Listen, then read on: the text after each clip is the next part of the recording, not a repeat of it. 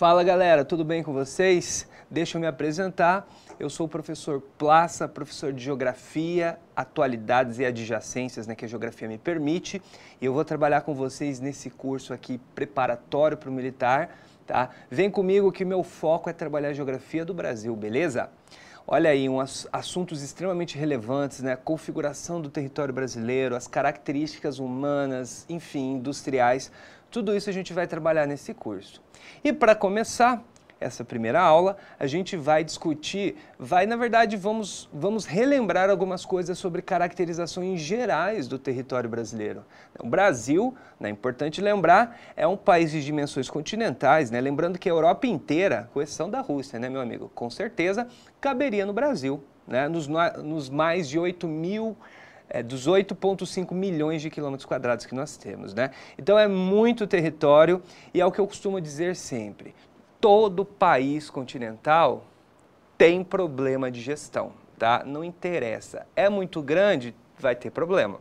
Entender esses problemas e buscar soluções para esses problemas de organização do espaço está no cerne da ciência geográfica, E está também diretamente associado com parte do papel das Forças Armadas no gerenciamento da manutenção da soberania do nosso território. Beleza? Por isso que é um assunto tão bacana e tem bastante a ver aí com o mundo militar, a organização das nossas fronteiras e a caracterização desse espaço. Beleza? Então bora lá? Então para começar aqui, galerinha, eu sempre trago esse mapa para a gente dar uma observada aqui nos maiores países do mundo. E aqui eu vou puxando alguns ganchinhos, inclusive de geral, para a gente poder pensar. Bom, tamanho dos territórios, Rússia, inegável, é gigantíssima, gigante, grande demais, mas aqui a gente chama muita atenção para a China e Estados Unidos, Tem muita gente que acha que os Estados Unidos é maior que a China. E se você olhar os números aí na tela, você vai ver que a China é um pouquinho maior que os Estados Unidos. Vocês lembram da polêmica que houve aí no governo Trump dele querer comprar a Groenlândia? Por quê? Porque se os Estados Unidos passa a ser dono da Groenlândia, o que acontece com esse ranking? Sacou a ideia? Os Estados Unidos passa a China como o maior país, tá? Como o terceiro maior país, tá? Então, esses detalhezinhos territoriais, no mundo extremamente competitivo que nós vivemos, é sim também motivo de discussão, Então, são pequenos detalhes que são legais de observar. E aí vem o Brasil com 8,5 milhões de quilômetros e mais de 16 mil quilômetros de fronteira seca. Eu vou repetir, 16 mil quilômetros de fronteira seca, seca entre aspas, de continente. E mais de 7 mil quilômetros, tá? De fronteiras marítimas. Faz uma conta matemática rápida, não é o meu forte, mas eu sei somar, eu juro. 16 com 7, deu mais de 20 mil, Quanto que é um giro completo na Terra na linha do Equador aqui, ó, onde a Terra é mais larguinha, mais gorda? São 40 mil. Então, se eu der um contorno geral no Brasil, você entende que é mais que meia volta no planeta? Já parou para pensar nisso? Então, dá um rolê nos limites do Brasil, é mais que meia volta no planeta Terra. Então é um negócio surreal. E isso tudo a gente tem que ver como oportunidade, não é? Oportunidade. E oportunidades econômicas, oportunidades de desenvolvimento sustentável, que isso é uma parada bastante séria e bastante requisitada no mundo contemporâneo, e uma oportunidade também de desenvolvimento social, repensando a ocupação desses espaços, tá? Que são vistos hoje como área de segurança nacional, beleza? Então é isso que a gente vai tratar hoje. Vamos lá? Olha aqui, Brasil na América do Sul e na América como um todo. Vamos lembrar o continente americano aqui, ó? Assunto fundamental, mas é importantíssimo. Esse pedação México, Canadá e Estados Unidos é o que a gente chama de América do Norte. Essa partezinha que você sabe que é a América Central tem um nome, isso aqui chama istmo, tá? Vou repetir, istmo, tá? O istmo é um estreitinho de terra que liga dois blocos continentais. Então eu tenho a América do Norte, o istmo da América Central e a América do Sul. E na América do Sul tá lá o Brasilzão grandão ocupando a porção centro-oriental. Ou seja, a gente está no meio, mas mais para o leste, Então é centro-oriental. Beleza? E nessa porção centro-oriental, olha lá, ó, 3 países aqui de fronteira no extremo norte, que são as chamadas Guianas, né? E um desses países o Brasil faz fronteira com a Europa, né?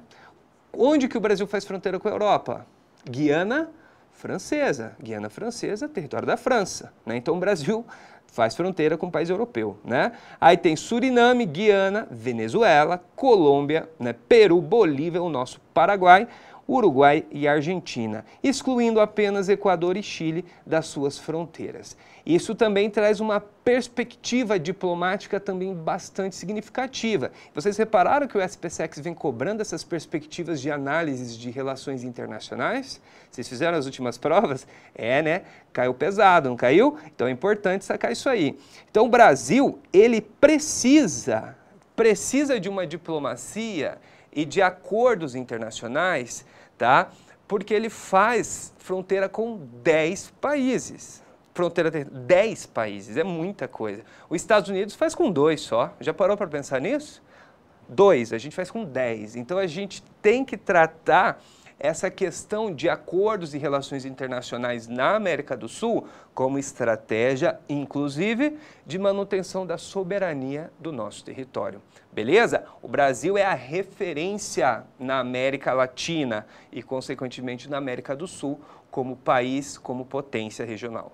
Certinho? Então isso é bastante importante, tá bom? Dessas fronteiras super extensas, eu gosto sempre de destacar alguns pontos aí que estão em evidência quando o assunto é fronteira. Obviamente, aqui ó, onde eu estou com o laser, fronteira da Venezuela, certinho? A fronteira venezuelana, a grande questão é justamente o quê? Muito bem, entrada de imigrantes, né?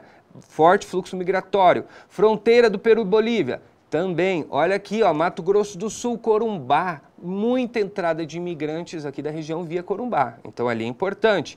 Paraguai, né, historicamente sempre trocou muito com a gente, né, com o Brasil, inclusive pessoas e produtos e afins, tá? Então são os principais pontos que eu gosto de destacar hoje em relação à fronteira.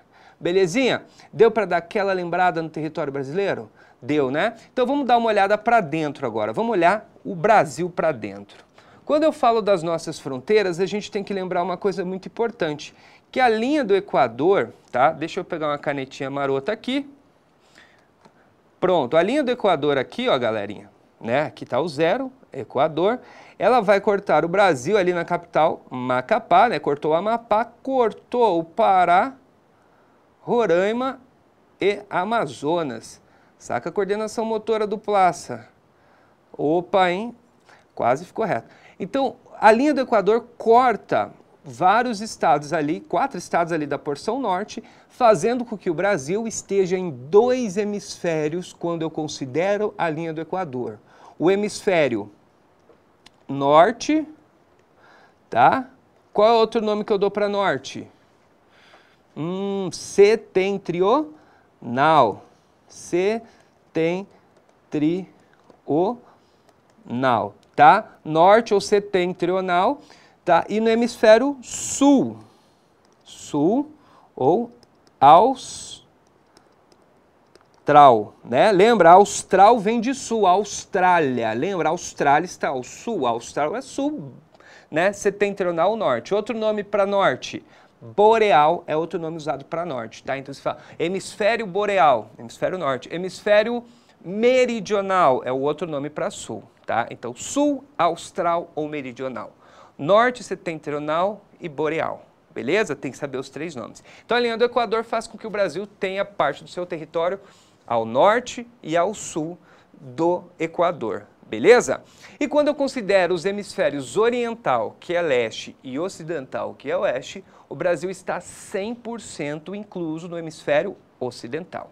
Então, conclusão, o Brasil está em 3 hemisférios, ocidental, boreal e austral. Tudo bem? No boreal é só um pedacinho, no ocidental é 100% e no austral é mais de 90% do território. Belezinha?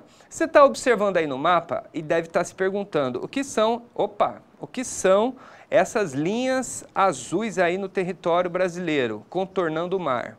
Isso aí, galera, faz parte de uma parada que a gente chama que são os limites marítimos do Brasil, tá? que são limites marítimos? É a porção do território brasileiro onde o Brasil tem controle ou responsabilidade. E para falar disso, vamos pensar o seguinte.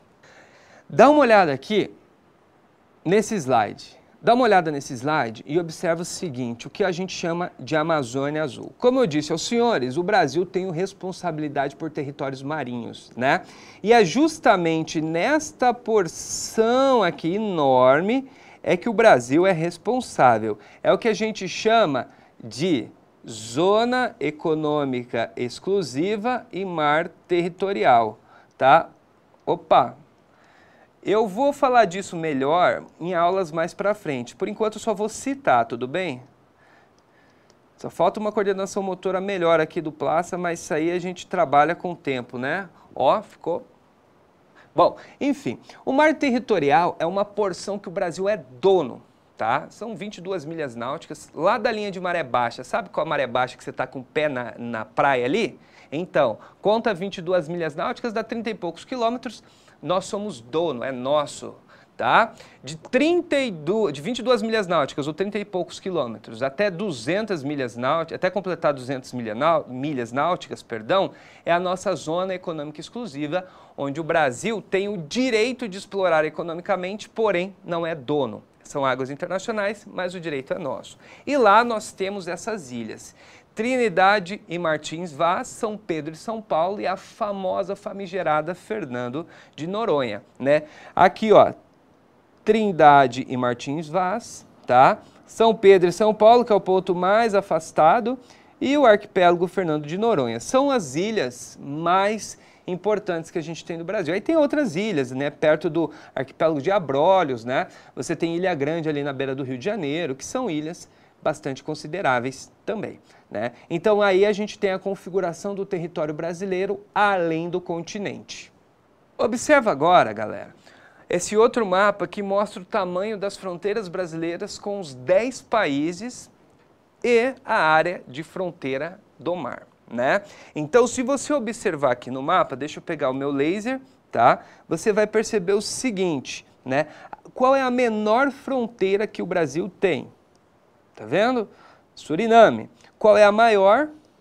Bolívia, né? Olha o tamanho da fronteira boliviana, vai do Acre, né, Mato Grosso do Sul, é muito grande, né? E o Suriname, Guiana, também pequenininha, né? São fronteiras pouco expressivas. A Venezuela e Colômbia também são fronteiras muito grandes e de mata muito fechada, o que dificulta bastante a fiscalização dessa região. Beleza? Como eu havia falado antes, se você somar os 16,8 quilômetros de fronteira terrestre com os mais de 7 mil quilômetros de limites marinhos, nós temos aí mais de meia volta no planeta Terra. É coisa, né? É muita coisa.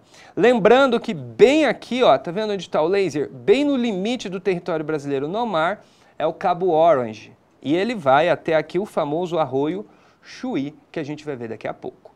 Existe uma diferença importante entre limites e fronteiras. O que é o limite? O limite do território é o rio, é a rua, tá? É o morro, enfim, é uma linha que o homem botou lá, isso é o limite. Fronteira é uma zona, uma região, tá? Então, fronteira é uma área. Como você já estudou em matemática, a área não é só uma linha, você precisa ter dois eixos, você tem que formar um quadrado, pelo menos, né? Bem a grosso modo.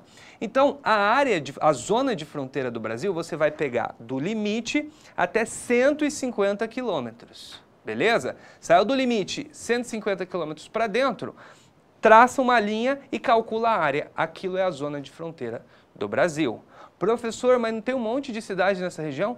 Tem. Essas cidades são cidades da zona de fronteira, o que cria uma prerrogativa legal caso o Brasil entenda que aquela região é uma região que precisa ser tomado medidas de segurança nacional. Beleza? Isso cria prerrogativas legais para o uso daquele território em regiões de fronteira. Beleza? Isso é importantíssimo saber. Tá? Nós temos 588 municípios dentro desses 150 quilômetros a partir dos limites brasileiros e temos 28 cidades gêmeas, que são cidades coladinhas com cidades de fora. Tá? Pedro Juan Caballero e Ponta Porã, Foz do Iguaçu e Cidade del Leste, são cidades que estão coladas e são chamadas de gêmeas. né? E os 10 países que a gente já comentou. Tudo bem? Bastante importante lembrar esses dados, hein? Isso aí pode cair em prova, você tem que ficar esperto.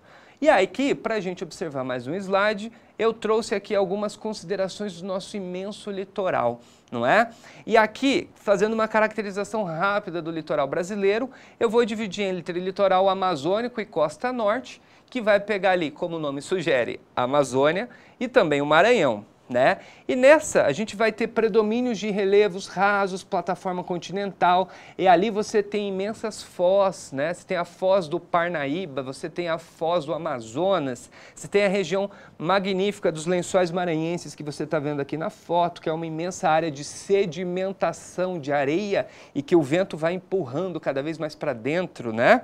É muito massa de você olhar a areia e entender a dinâmica de fluidos. Já viu aquelas ondinhas que formam na areia? Pois é, isso é sinal que o vento está fluindo por ali e empurrando aquela areia que vai secando ao sol cada vez mais para dentro, formando essa paisagem surreal, não é? Então a gente tem nessa região muita concentração de sedimentos marinhos, né? E de sedimentos deixados pelos rios. Belezinha? E aqui um outro litoral importante é o litoral nordeste, esse mais famoso, que é uma plataformazinha, a plataforma continental é mais estreita, tá? E aí a gente tem os famosos recifes e arquipélagos, né? Então você tem, por exemplo, Abrolhos, que eu falei, né? Lá perto da região de Porto Seguro, você tem também áreas de bastante formação de corais, né? E os corais são importantes indicadores da mudança da temperatura oceânica. Beleza? Tem as famosas falésias que a gente vai ver na aula que vem, tá? E bastante também produção de sal, principalmente no Rio Grande do Norte. E ainda falando para a gente complementar o território brasileiro, o litoral sudeste e sul. Litoral sudeste, eu peguei essa foto para você identificar a concentração urbana nessa zona litorânea. Aqui é Rio de Janeiro, né, gente? O Rio de Janeiro, uma área de grande adensamento. Beleza? Então, esse forte adensamento marcado ali no Rio de Janeiro produz impactos bastante significativos no litoral sudeste, né? Mangues e restingas foram muito afetadas pela poluição, né? Bastante afetada pelo esgoto doméstico, principalmente expansão do turismo, né? E chama bastante atenção as serras que bordeiam esse litoral, formando estreitas planícies, né? Isso depois em urbanização é legal de citar, porque essa característica de planícies estreitas e serras, que eu também vou falar um pouquinho melhor desse relevo aula que vem, fez com que o Rio de Janeiro crescesse urbanisticamente da forma que ele cresceu, desordenado e bastante esparramado, não é? E óbvio, muita concentração do fluxo portuário, como Santos, que é o maior porto da América Latina. E para a gente finalizar os nossos litorais, a gente tem o famoso litoral sul, né, onde a gente tem o Paraná, que tem o segundo menor litoral, né? Só o Piauí o Piauí é o menor litoral, o Paraná o segundo menor litoral. E nós temos aqui uma das maior praia do mundo, que eles chamam, que é bordeando o Rio Grande do Sul. Sabiam disso? Falam que é a maior praia do mundo, né? A maior faixa de areia. E ali você tem a Lagoa de Patos, que na verdade é uma laguna. Sabe por que é uma laguna? Porque ela tem um contato com o oceano. Então, ela tem um estreitinho que liga no oceano, então chama de laguna. Lagoa de Patos é a emenda com a Lagoa Mirim. Beleza? Pessoal, e para finalizar essa configuração aí, essa caracterização das fronteiras e território, vamos falar um pouquinho dos pontos extremos do Brasil, tá? Se você pegar aqui, da nascente do rio Ailã, né? Olha aqui, a nascente do rio Ailã, lá em Roraima, extremo setentrional, Monte Caburaí, né? Se eu pegar daqui até o Arroio Chuí, Rio Grande do Sul, tá? Nós temos 4.394 quilômetros aproximadamente. Se eu pegar aqui a nascente do rio Moa, ou Moá, enfim, depende da pronúncia que você escolha, tá? Aqui na Serra da Contamana, no Acre, até a Ponta dos Seixas, aqui em João Pessoa, aqui na região do Nordeste, você tem quase a mesma distância, é um pouquinho menor. Então, por ser quase a mesma distância, nós costumamos dizer que os extremos do Brasil são equidistantes, porque tem quase o mesmo tamanho, pouco mais de 4.300 quilômetros. Isso é bastante interessante, não é? E países com grande dimensão latitudinal oferecem também grande variação climatobotânica, ou seja, paisagens vegetais e tal. Países com grande dimensão longitudinal oferecem bastante variação de fusos horários. Logo, o Brasil tem bastante fuso horário e bastante variação climatobotânica. Tudo bem? E aqui eu coloquei as coordenadinhas, né? Porque tem muita gente que tem curiosidade, né? Pô, mas você vai até onde? Então, o limite do território brasileiro vai de 5 graus ao norte, no hemisfério norte, né, setentrional, a 33 graus e 45 minutos no hemisfério sul. Isso dá uma extensão de 35, 36, 37, 38 graus, mais ou menos, um pouquinho mais, de extensão latitudinal. Bastante, né? E longitudinal, dos 34 graus e 45 minutos leste, aqui no Ponta dos Seixas, a 73 graus e 59 minutos oeste, na Serra da Contamana, formando uma extensa variação aí do território do nosso país. E essa foto bacana que eu coloquei aqui para vocês é uma foto produzida pelo Adriano Lisiero, né, que pega imagens do Google Earth Pro e distribui isso para as pessoas de forma voluntária. E ao Monte Roraima, aqui é o Monte Roraima, né, onde está um dos lugares mais altos do Brasil, que também falaremos aula que vem. Tudo bem? Então, galera, vamos falar de fuso horário agora. Pessoal, e para findar esta nossa primeira aula, nós vamos falar um pouquinho sobre os fusos horários, né, principalmente brasileiros, que é o nosso foco. Mas, para eu falar de fuso horário do Brasil, eu preciso ter certeza que você lembra algumas questões sobre fuso horários que são importantes. E como a gente está num cursinho e tem que ser rápido e objetivo, eu trouxe um passo a passo aqui bacana, o passo a passo do Plaça, que se você tem dificuldade com o exercício de fuso horário, meu amigo, segue os 4 passos do Plaça que você nunca mais vai errar, tá? E eu vou mostrar ele para vocês e a gente vai comentar alguma coisa sobre o fuso horário nacional. Bom, olhando aqui, o que você observa? Tem que lembrar que a Terra tem 360 graus, certo? E uma rotação completa são 24 horas aproximadamente. Né? Regrinha de 3, colega. 360 graus em 24 horas. Quantos graus a Terra rotaciona em uma hora? X. Quanto que é esse X? 15 graus. Ou seja, a cada 1 hora a Terra rotaciona 15 graus. Então, a cada 2 horas a Terra rotacionou 30 graus. A cada 3 horas, 45 graus. A cada 4 horas, 60 graus. Conclusão, aí fica fácil, né? Você pega a distância longitudinal, acabamos de ver, distância leste-oeste, né? E vê quantos graus tem ali, divide por 15, que você vai saber quantos fusos horários tem no lugar. Se você fizer isso, você vai descobrir que o Brasil tem 4 fusos horários em seu território, beleza? Então, como que eu acho fuso horário?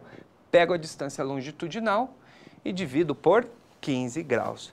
Sempre longitude, nunca latitude. Vou repetir, sempre longitude, nunca latitude.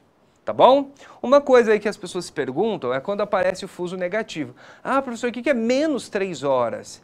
Mais 4 horas? Tá. Toda vez que você vê um sinal matemático de negativo ou positivo ao lado de um fuso horário, o que você vai pensar? Negativo, oeste de Greenwich, hemisfério ocidental. Fusos positivos, leste de Greenwich, hemisfério oriental. Só isso, não me vai fazer jogo de sinal, tá? Não vai fazer jogo de sinal, que não é o objetivo. Simplesmente serve para identificar se está no hemisfério ocidental ou oriental. Tudo bem? Galera, vamos dar uma olhada aqui no mapa de fusos horários do mundo. Então nós temos aqui, ó, 12 fusos horários a oeste, que são negativos, e 12 fusos horários a leste, que são positivos. Professor, mas peraí, esse mapa está errado. Peraí, aqui só vai até o 11 no oeste. E o 12 está lá do outro lado. Está certo? Galera, sim, não tem o menor problema. Sabe por quê? Porque o fuso horário 12, tanto positivo quanto negativo, é geograficamente o mesmo lugar. Presta atenção, não é o lugar do lado, é o mesmo lugar. Como assim? Dá uma olhada aqui no super experimento que eu fiz aqui, ó. O experimento do copo. Primeiro eu peguei este papel, imagina que este papel seja o planisfério que você viu aí. A linha vermelha, tá? É a linha menos 12. A linha azul é a linha mais 12. Lados opostos, tudo bem? Beleza, certinho. Mas tem um problema, a Terra é esférica. Então vamos circular esse papel aqui né, no copo que vai simular a nossa Terra. Quando eu faço a circunferência, o que acontece? Olha aqui o que aconteceu, galera. Vocês repararam que a linha azul e a linha vermelha se encontraram aqui, ó. Opa, faltando coordenação do professor aqui, mas isso aí... Tá vendo que se encontrou? Linha vermelha, linha azul se encontrou. Entendeu por que é exatamente o mesmo lugar? Então significa que o espaço geográfico do mais 12, que é o azul, e o menos 12, que é o vermelho, é o espaço, exatamente o mesmo espaço. Tá vendo? Então isso é o fuso mais e menos 12. Aí quando você abre ele no planisfério, que é onde geralmente a gente vê o mapa, eles ficam em lados exatamente opostos. Sacaram? Tudo bem? Ficou claro para vocês? Que bom. Então acompanha comigo agora. Vamos voltar aqui para os slides para vocês observarem o passo a passo do Plaça para calcular fuso horário. É bem rapidinho, tá? Bom, então todo exercício de fuso horário, o primeiro passo é descobrir o fuso horário do lugar. Muitas vezes o exercício te dá, outras vezes não. O exercício te deu o fuso horário, maravilha, já está dado. Se ele não te deu, ele vai te dar a longitude. Você vai pegar a longitude e dividir por 15 que você vai achar o fuso horário do lugar. Cidade localizada a 45 graus leste, 45 dividido por 15, 3. Não falei que é leste? Falei. Leste não é positivo? Sim. Então fuso horário mais 3. E assim por diante. Tá? Achei o fuso horário, o passo 2 é descobrir a diferença horária de duas cidades. Tá? Vamos supor que eu tenho Campo Grande, Mato Grosso do Sul, né? Eu sei que Campo Grande, Mato Grosso do Sul é o fuso menos 4 horas, certo? Então, 4 vezes 15, 60. Então, significa que Campo Grande está no fuso horário correspondente a 60 graus de longitude oeste, menos 4 horas. E aí eu quero calcular a diferença horária em relação a Pequim, que está no fuso horário mais 8 horas, certo? Mais 8 horas. Então, Campo Grande menos 4 horas, Pequim mais 8 horas. Se Campo Grande é menos, é oeste. Se Pequim é mais, é leste. Então, qual a regrinha que você vai colocar aqui, ó? Quando estão em hemisférios diferentes. Duas cidades em hemisférios diferentes, o que eu faço com os fusos horários? Somo. Voltando ao exemplo, Campo Grande, menos 4 horas. Pequim, mais 8, soma. 8 com 4, 12 horas. Então, significa que Pequim está 12 horas de diferença horária, tem 12 horas de diferença horária em relação a Campo Grande. Beleza? É só somar. Não faça jogo de sinal. O menos e o mais simplesmente indica leste ou oeste. Não é para fazer jogo de sinal, hein? Cuidado. Se as cidades estão no mesmo hemisfério, você subtrai. Exemplo, Campo Grande ainda menos 4 horas e Los Angeles menos 8 horas agora. Los Angeles está no fuso menos 8 horas a... Então, significa que se Campo Grande está no menos 4 e Los Angeles está no menos 8, significa que estão no mesmo hemisfério. Então, eu subtraio 8 menos 4, 4. Qual é a diferença horária entre Los Angeles e Campo Grande? 4 horas. Só isso, melzinho na chupeta. Sacou? Beleza? Ficou claro? Então, vamos ver mais 2 passos. O próximo passo é o seguinte: descobrir quem está à frente no horário. Bom, eu já sei que a diferença horária de Pequim para Campo Grande são 12 horas. E eu sei também que a diferença horária de Los Angeles para Campo Grande são 4 horas. Mas espera lá, quem está à frente de quem no horário? Passo número 3 do Plaça. Quem está mais a leste está à frente no horário. Tá? Sempre. Entre Pequim e Campo Grande, quem está mais a leste? Obviamente, é Pequim, pô, está no fuso mais 8 horas, está no fuso 8 horas leste, a gente está no 4 oeste, então significa que Pequim está 12 horas à frente de Campo Grande. Campo Grande e Los Angeles. Campo Grande menos 4, Los Angeles menos 8. Então significa que Campo Grande está 4 horas à frente de Los Angeles por estar 4 horas a leste, mais a leste que Los Angeles. 60 graus mais a leste, né? Então, essa é a regrinha número 3. Beleza? Facinho. E o último passo do Plaça é quando eu preciso considerar o tempo de viagem, né? Famigerado exercício. Peguei um voo com destino a tal lugar, esse voo demorou X horas. Que horas que o voo chegou? Gente, é muito fácil, tá? O que eu sugiro para vocês? Vamos pegar um exemplo prático das nossas 3 cidades? Vamos supor que eu pego um voo de Campo Grande para Los Angeles, tá? Vamos supor que esse voo tenha 10 horas. Então, no exemplo, voo 10 horas de voo, tá? E o voo sai de Campo Grande, fuso horário -4, com destino a Los Angeles, fuso horário -8. Tá anotando aí o exemplo? Anota aí, galera. Ó, vai anotando. Então, 10 horas de viagem, saindo de Campo Grande, no fuso -4, indo para Los Angeles, no fuso -8, tá? Supondo que este avião saiu ao meio-dia de Campo Grande. Quando que esse avião chegou em Los Angeles? Saiu meio-dia de Campo Grande quando ele chega em Los Angeles. Para descobrir o horário, para fazer esse exercício, o que eu sugiro? Primeiro, você vai lá no horário para onde o voo está indo, o destino da viagem, tá? É ali que você tem que se preocupar. Porque quando alguém entra no avião, vamos combinar, né? Você vai viajar, você entrou no avião, no ônibus, você não está mais ligando por horário da cidade que você estava, você está se preocupando para onde você vai. Então você vai pensar assim, se o avião sai meio-dia de Campo Grande, que horas é em Los Angeles quando for meio-dia em Campo Grande? Los Angeles não está 4 horas atrás? Então tira 4 horas, tá? 11, 10, 9, 8. Então significa que quando for meio-dia em Campo Grande, serão 8 da manhã em Los Angeles. Então quando este voo levantar meio-dia de Campo Grande, serão 8 horas da manhã em Los Angeles. Pronto. Agora é só somar o tempo de voo. Qual é o tempo de voo? 10 horas, não é? Então soma 10 horas. Então se o voo saiu às 8 de Los Angeles, mais 10 horas de voo, que horas que esse voo chegará em Los Angeles? 18 horas, né? 6 horas da tarde. Sacou? Então é sempre assim, descubra no horário de destino a saída do voo e depois some o tempo de viagem. Simples assim, tá? Siga esses 4 passos, faça os exercícios que você nunca vai errar, exercício de fuso horário, beleza? Galerinha, vamos dar uma olhada agora nas características de fuso horários do Brasil, né? O Brasil, como eu já havia dito para vocês na aula, tem 4 fusos. Os fusos brasileiros, presta atenção, são -2 horas, tá? Que é este fuso oceânico, que é o fuso de Fernando de Noronha, Martins Vaz e São Pedro de São Paulo, é o fuso oceânico do Brasil. Significa que nós estamos a 2 horas aqui no oceano em relação a Greenwich, né? 30 graus de referência.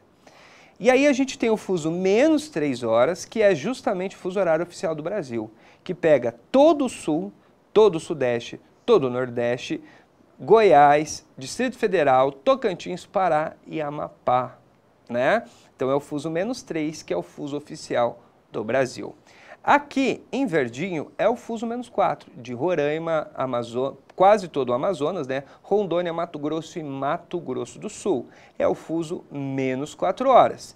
E o -5 pega o Acre e um pedaço sudoeste do estado do Amazonas. Beleza? Então, o Brasil tem 4 fusos, -2, -3, -4 e -5. Tudo bem? E o que aconteceu aqui, galera?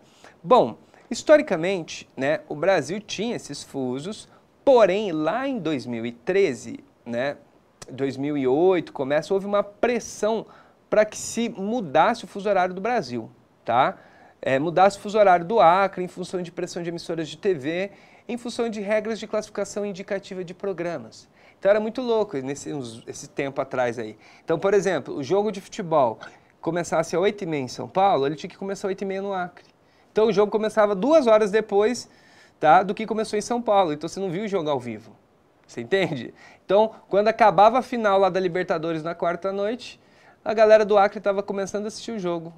Aí eu te pergunto, com internet, começando a ter internet mais fácil, quem que ia querer assistir o jogo na televisão? Fala pra mim. Você entende que perde o valor comercial da questão da sacada do jogo ao vivo? O último capítulo da novela, o final do Big Brother, a galera ia perder de ver ao vivo.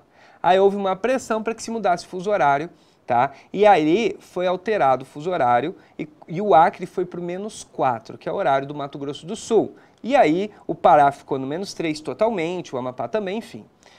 E aí, só que depois isso trouxe problemas. Por quê?